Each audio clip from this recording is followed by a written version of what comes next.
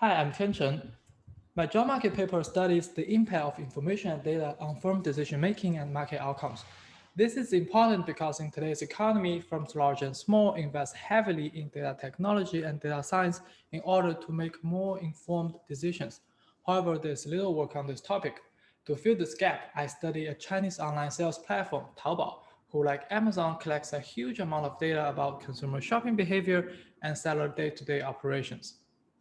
On top of that, Taobao provides its sellers with a market intelligence tool named Market Insight so that subscribing sellers can see what other sellers are selling, how many units are sold, and at what price.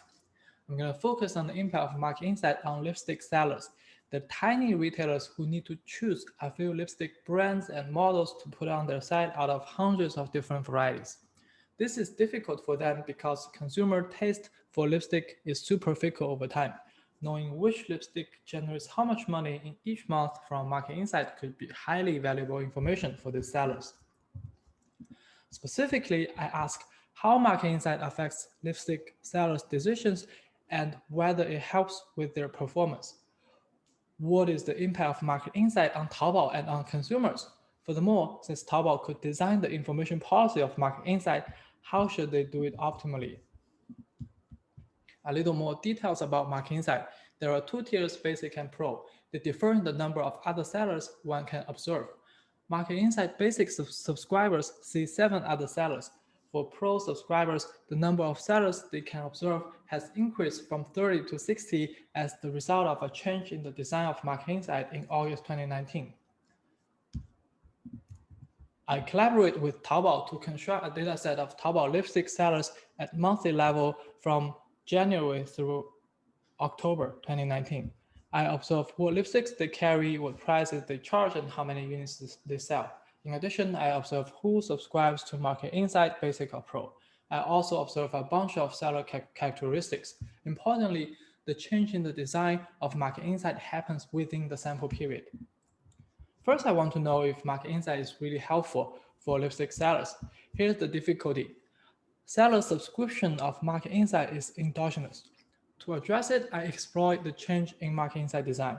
I use a definitive specification. The treatment group are pro subscribers throughout the sample period.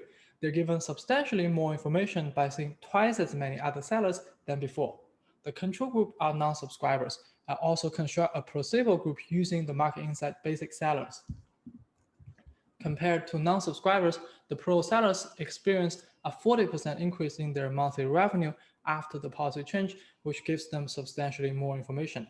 On the other hand, basic sellers experience zero change since they're not traded. Furthermore, this policy significantly affects traded sellers' product choices. The rate of introducing a new lipstick goes up by 20%. So what are these newly introduced lipsticks? Intuitively, Market Insight should help sellers to find better lipsticks that generate higher profit. However, in reality, sales is at product seller level. A higher sales could come from either the seller or the product. To get the measure of how much profit each product generates, the key is to distinguish the seller component and the product component. To do so, I estimate a demand system that explicitly models these two components. It gives me a profit index for each product in every month.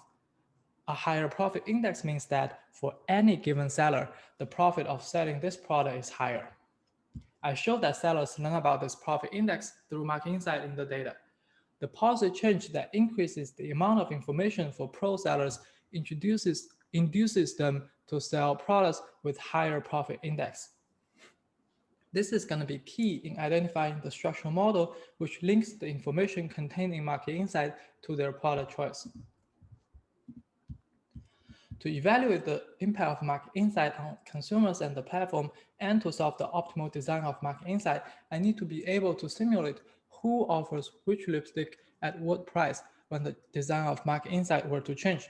To do so, I build a structural model that links the information containing Market Insight to seller product choices and finally to market outcomes. Before going into the results, let me clarify the platform objective. I check with Taobao staff and their goal is mainly to maximize total sales on the platform.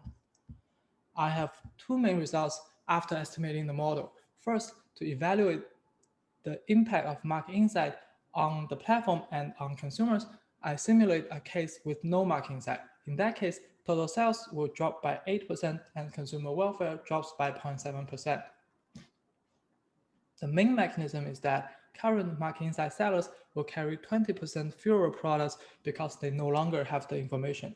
This reduces product variety on the platform, which is bad for consumers. This led to lower number of transactions and therefore is bad for the platform as well. Since the platform controls how many sellers a market insight subscriber can follow, how should it design market insight optimally? You might wonder, what is the drawback for the platform to give away more information? When sellers become more aware of which products are profitable and which are not, they start to concentrate on the more profitable products and drop less profitable ones. This reduces product variety and is bad for both consumers and the platform. To solve the platform optimal information design of market insight, I simulate market outcomes if market insight allow a seller to follow from 0 to 400 other sellers.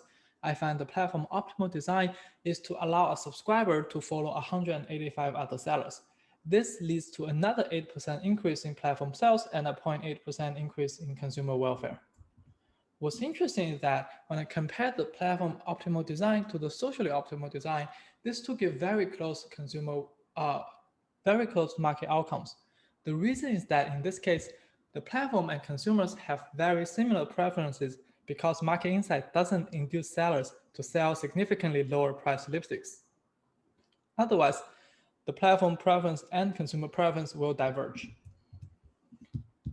There are three main contributions of my paper. First, I document how market intelligence data affects firm decision-making and market outcomes.